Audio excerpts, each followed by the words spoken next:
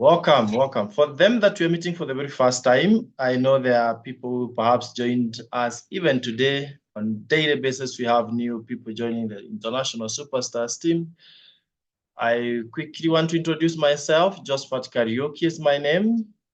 Married to Pia Rose Cherotich. We've built this business together for the last 14 years. Wow. And we are loving it. It's getting better every single day.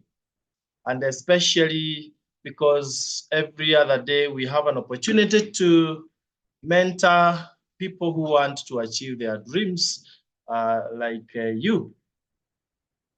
So every Tuesday we meet for training so that we can be able to go and achieve our goals with efficiency.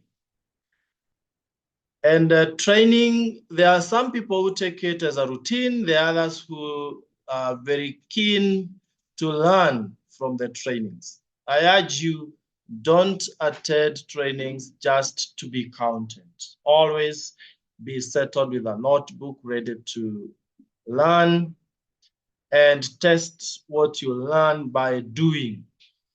You've not learned until you teach. When you teach, then you confirm that you have learned something.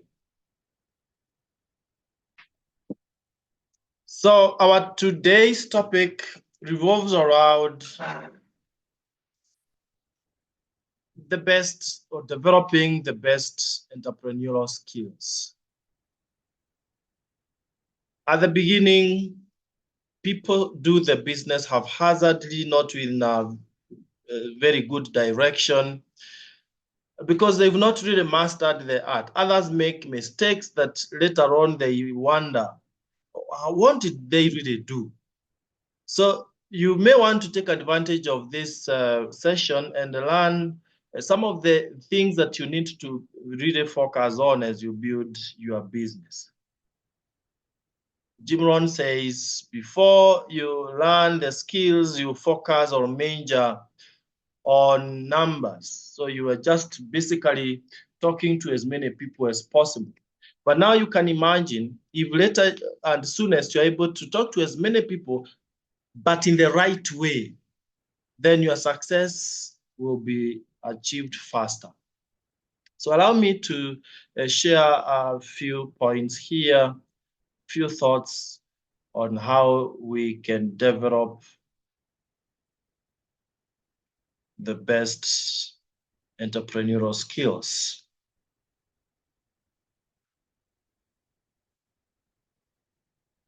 I'm trying to share my slides. Just a few points here. Yes. How do you develop the best entrepreneurial skills? I will start with one thing that some people will be keen to do, but very few. Research talks of 3% of people being able to write goals before they start off.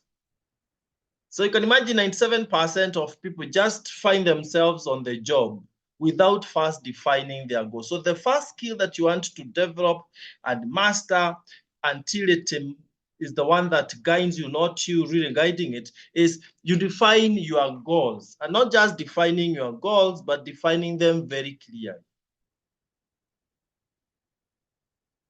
That which you cannot explain to a 6 years old, you don't even understand it. If it's not so clear that even a 6 years old can really understand it, then it means even yourself, you've not understood it. So define your goals very, very clear. And without going into details, here we are saying, you ask yourself that straight question. What do I want to achieve? All of us. When did we join the business? Why did we start the business? What do you really want to achieve? And that means you look at it from the long term, say 5 years, 10 years, 15 years, medium term, maybe 2 years or thereabout, and short term. maybe in your first 90 days. When we talk of short term, I love looking at the first 90 days. Now, there is some science here that we need to really understand, that even if you have a very big goal of what you want to achieve 15 years from now, and you don't start with some short-term goals of what you want to achieve in the first 90 days, what happens is, by the end of the first 90 days, you will perhaps have lost energy and excitement if you will not have achieved anything.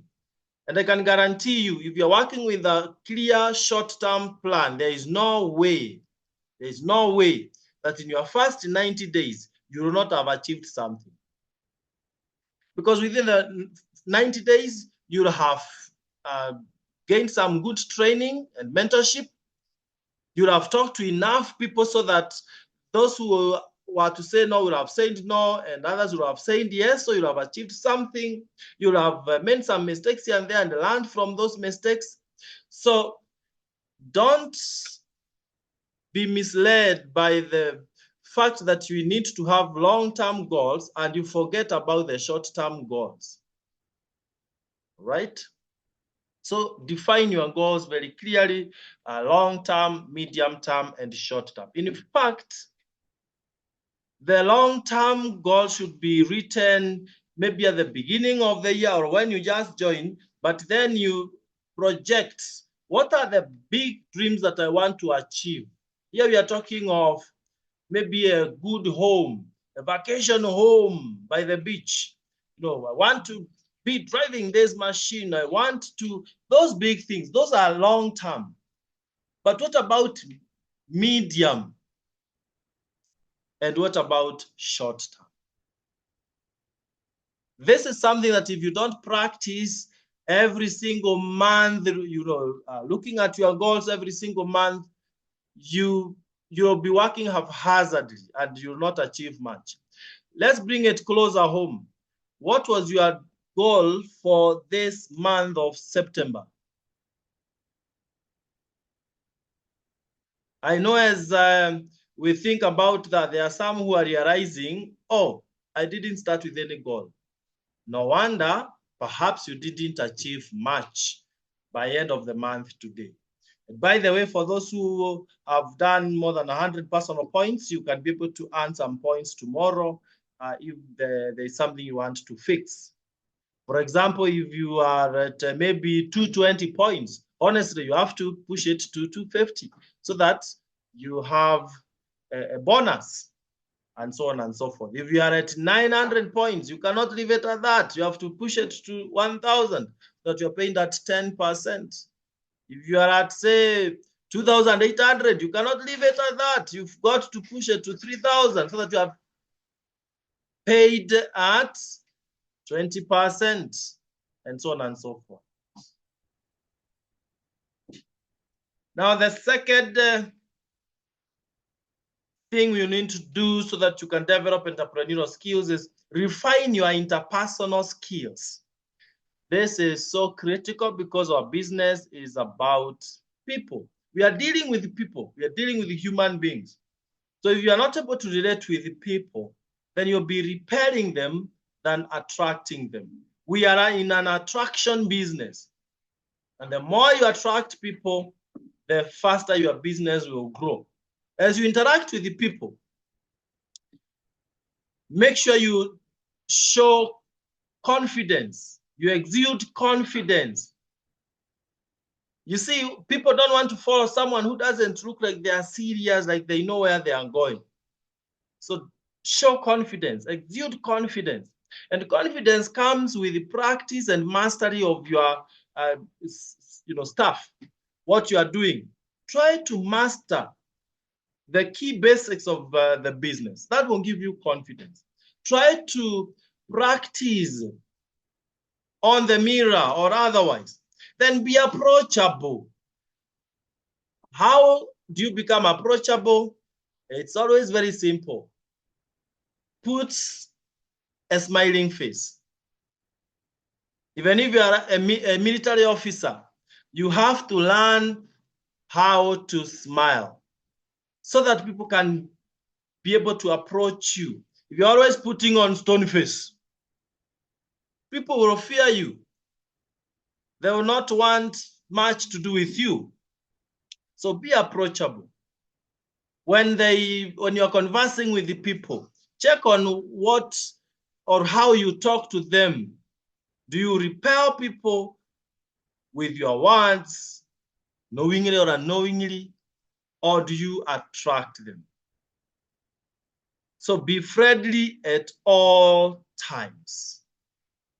And sometimes, now this is tricky. Out there, you meet with the people, you didn't even have the intention of prospecting them, but in the course of associating, maybe in a wedding, in a certain function, the way you are carrying yourself, you don't look friendly. Don't even greet anyone. You are just like a lone ranger. But there is that person who will be so excited. They look excited. They are saying hi to people, shaking their hands, interacting with them. And so they look so friendly. That's a skill right there, interpersonal skills. Then on the same, be a team player. Interact well with people so that you are adding value. Wherever you go, try to do something that will add value to the people you are working with. That way, they will actually be asking you for their contacts because they want more interactions with you. They see fund that they can get some value from you. Show respect. Wherever you are, show respect. And more importantly, listen to others. This is something over the years I have really been keen on. If you are not able to listen to others, then it becomes very difficult for you to relate well with them. Did you know that everyone wants to be listened to? And did you know that when you don't listen to someone when they are talking, they will know that you are not listening? Or you are listening to them, but you're absent-minded. Last time we said, if you want someone that you're engaging to know that you are listening to them, there are several ways, like asking them, when you say X, Y, Z, did you mean this? Or what did you mean? Or did you tell me that yesterday this and that happened?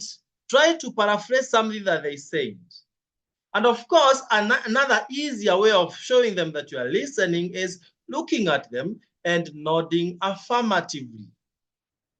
If you are that person who I'm talking to you and you are busy on your phone, it doesn't matter how important a task you are doing. If you are on phone when I'm talking to you, you are simply telling me, off. And that way you don't relate very well with the people. So that's very important, not only in our business, but everywhere. In our family setup, in church, in job, wherever. Listening is critically important. I think when you are young, you talk a lot, but as you age, you listen a lot. So what we are saying there is when you are a follower, you want to talk a lot. When you are a leader, you want to listen more. When you know very little, you talk so much. But when you know so much, you talk less and listen more. Number 3, practice resilience. If you want to really be that top entrepreneur, a very skillful entrepreneur, then practice resilience. One thing I will promise you is that with time, you'll be extremely successful in this business. But one thing that I will not promise you is that you will just go through a straight path without any challenges. That one I will not promise you. Because for 14 years, what I have seen is that the journey to success is uphill, not downhill. And that spices our business. Because as you try to build the business and you come across some setbacks, and I'm saying here, you'll be able to bounce back every time you encounter a setback. Then when you are sharing your success story with the people who join after you and the other peers, you encourage them. In fact, it's challenges that model us, that strengthen us. It's like a muscle, the way you strengthen a muscle by using and stretching it. So always look at every setback as an opportunity for you to learn something and thrust yourself to a whole new level. So resilience is that ability to bounce back every time you fall down. And we say fall 7 times, but rise 8 times. Very important. Those of us who are young in the business, this is important for you. Because when you start making progress, that is when people from everywhere will try to show you that you cannot do it, that you cannot make it. And many people tend to believe people out there who don't even know what they are saying and what they are talking about. If you're not able to find customers at once, not a problem. Keep going. Yeah. Whatever the challenge, just look at the seed of success or opportunity in that challenge. Again, for you to be able to really be resilient and to rise up every time you fall back, then you must maintain a positive mindset no matter what. A positive mindset no matter what. Then be optimistic. Don't be pessimistic. Optimists are people who see opportunities in every problems, and pessimists are people who see problems in every opportunity. So have that eye that always sees an opportunity even in challenges. I love the story of 2 guys who are sent to Africa to check whether there could be a market for shoes. And when the manager sent the 2 guys, they discovered one thing in common, both of them in different regions, but in East Africa. Both of them saw that people are not wearing shoes in East Africa. Very few are wearing shoes. And so the first one reported to the manager that there is no need to waste money exporting shoes to East Africa. People don't bother with the shoes. But the other one reported that the market is so big, you cannot imagine only a handful of people wear shoes. The rest don't have shoes yet. So the first one was pessimistic about the same scenario. The second one was optimistic about the same scenario. So as you encounter some new territories in these business challenges and all that, have that eye that only sees possibilities, not impossibilities. And always remain enthusiastic. Enthusiasm is something that will help you to keep moving even when it's quite dark. Enthusiasm is that energy. We usually say, if your business is not really behaving very well, and someone asks you, how is your business? You should tell them with energy, oh, my business is going crazy. If I told you, you won't believe. And maybe it's going crazy downward. It's not really behaving, but the way you said it, it came out like you have the best business ever, and they cannot waste a minute before they join you. So it is not more of what happens to you, but how you respond to what happens to you.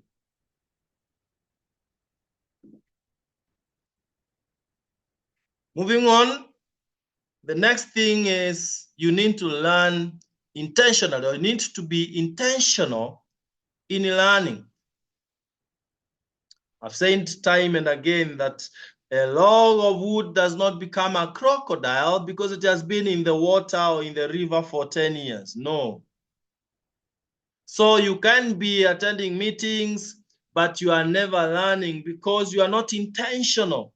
For example, I'm tempted to ask all of us to, lift your notebook and put on your video and show us the notebook where you are writing the notes, and you'll discover there are some who will not have anywhere to write. You can see Father Lucas has one. Where is it? Yeah. You can see Father Lucas has his. All right, yeah. So where are the others? Thank you, Father Lucas, for reading by example. Mary Bochi, where is your notebook? Yeah, thank you. Yeah, there are people who are very intentional. They're very intentional.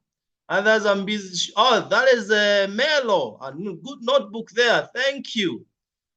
Who is this superstars? Someone has named herself superstars. So I'm not able to tell who it is, but I can see she has a notebook. Only that you've named yourself superstars. You could have put your name, but congratulations. So that's the way to go. I'm sure others are in the kitchen cooking. And so they are missing a lot of stuff here. Ben Karich, you have your notebook? You could show us. Yes, wonderful. Congratulations. Yeah, so that's the way to go. You have to be intentional. I can tell you, if you just attend meetings, you'll just be wasting time. We see on the participants that you are there. But you see, you are the one who knows why you are in the meeting. That's one of the major reasons be to learn. So be intentional. Now, you'll have so many avenues to learn from. You're talking of books. That's why you see behind me here, there are so many books. If I lift it a little bit, see, there are so many books out there. Some hundreds of books, both hard copies and other soft copies. Then Zoom and physical trainings. If you are lucky to have any physical training around you, never miss. If you don't have that advantage, then never take Zoom meetings for granted. We pay some good amount of money to have these meetings as a team. Then YouTube, though you need to be guided on what you need to get from the YouTube. Literature materials in your kit. Have you exhausted cover to cover of what is in your kit? The company cannot put anything in the kit that is not important. So never become a know-it-all.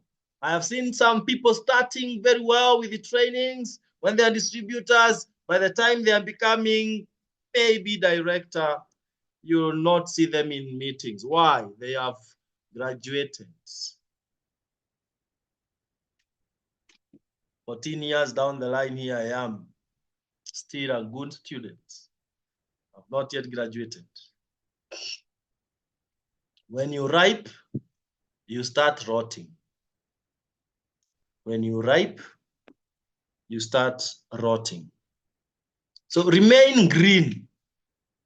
When you are green, you keep growing. The next one, look for a mentor. .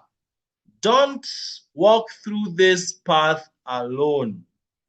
If you want to gain the best skills, more than even books can, teach you, please look for a mentor. And a mentor is not just someone who may be joined earlier than you. No, a mentor is someone who will be able to understand where you are going and guide you on how to get there fastest. This could be your upline. It's always recommendable that you choose a mentor in your upline because they are very likely, not a must, they are very likely to have interest in your growth. Otherwise, be careful not to get a mentor who is selfish and they just want you to fall for whatever reason. So look for a mentor, someone who is more knowledgeable, experienced, successful, from successful leaders who will enhance your skills and knowledge. That person that you always look up to and say, when I grow up, I want to be like them. But let me put a caveat here. Please, even if someone is successful, but you know they are of bad character, try to avoid being under their mentorship. Because character in our business is very critical. It can easily crash even a business of someone who is seemingly successful. Be proactive in the process of mentorship. When you are working with your mentor, a leader that is helping you, it is your responsibility to look for them, to share with them areas where you need mentorship, to ask them questions, and of course, appreciate them. So be very proactive in that process.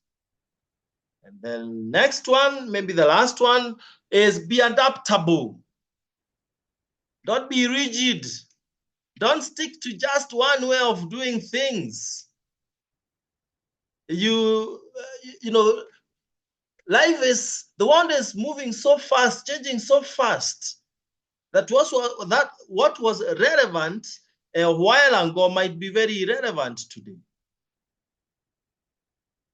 Even in the world of research, you are not allowed to talk of things that happened 10 years ago. We want, the order should be 5 years. Can you imagine? Because things change very, very fast. So how you used to do business 5 years, 10 years ago might not be the only way and the best way to do it now. So in being adaptable, we are saying embrace new ideas, like technology, for example. Technology helps you to reach out to many more people out there. You run ads on Facebook and other platforms, and you reach out to so many people out there. So embrace new ideas. Be flexible, don't be rigid. If there is a new idea, a new way of achieving something, run with it. And then be creative. Think. Think. Don't be afraid to think. Take time to think. Sit down and just think, as the CEO of my business, how can I take it to the next level? And of course, now in alliance with your mentor, you are able to engage and discuss and see the pros and cons of what you are intending to do. Be creative, be innovative. Think of, instead of perhaps just doing my business in this place, what if I venture into a new territory and see what can happen? What can happen? In fact, I want to say here, be daring. Dare to try out things. Risk. Success lies on being a risk taker. So, ladies and gentlemen, that's what I wanted us to look at tonight. And in a summary form, you may want to just think of, define your goals very clearly, refine your personal skills, practice resilience. Then we've talked of learn intentionally, and then look for a mentor, don't work alone, and then be adaptable so that you're able to embrace new ideas, be creative, and so on and so on. So I hope we've learned something today, and these are things that you need to practice. If you don't practice them, then you'll never develop the skills that you're talking about. Thank you so much. God bless you so much. And we want to get to the next session, which is, yes, I've stopped recording first. We want to look at the recognition. Today in Kenya, we were having the end month. I believe elsewhere is the same. And those who had more than 100 personal points by close of business today, you can still be able to do more points tomorrow. But I challenge you, please, please, please, be 100% sure to check on how many PVs you have, both personal and total QPV. So that if you discover you have some few points remaining so that you can get to the next pay bracket or percentage, you can do something tomorrow. It just talks so negatively about a leader or anyone who leaves their points hanging. One would wonder, is this person really aware of what they are doing? I've seen people leave the points at 1972. Like it's a year of birth for someone, 1972. Instead of adding 28 points, so that they are at 2,000 points, and the pay just, jumps to some good level up there, they leave the points hanging. So they lose a lot of money, unless you are allergic to money. So let's be very careful on that. Otherwise, the month was great. I think it was one of the best months that we've had recently. And we'll be doing more recognitions as we move on, because things can change tomorrow. So you allow me not to do the recognition of step-ups, because things can change tomorrow. And I wouldn't want to do half-baked recognition. But there's something that here will not change: personal sponsoring. Personal PVs, even if they change, it won't be anything so significant. So I can go ahead and do that. So let's look at how personal sponsoring went last month. And a good number of us were able to sponsor one, starting with Brenda and Sijani.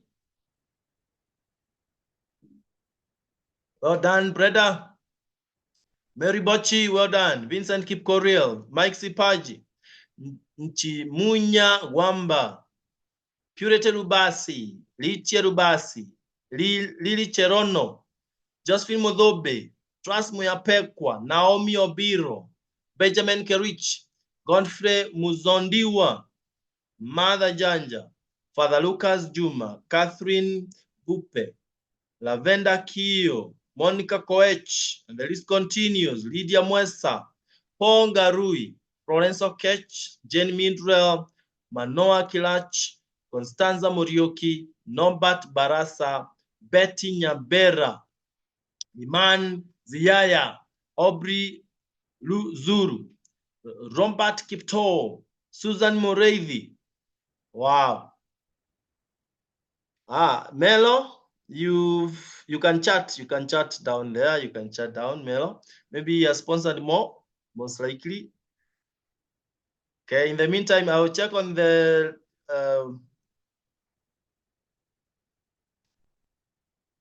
chat.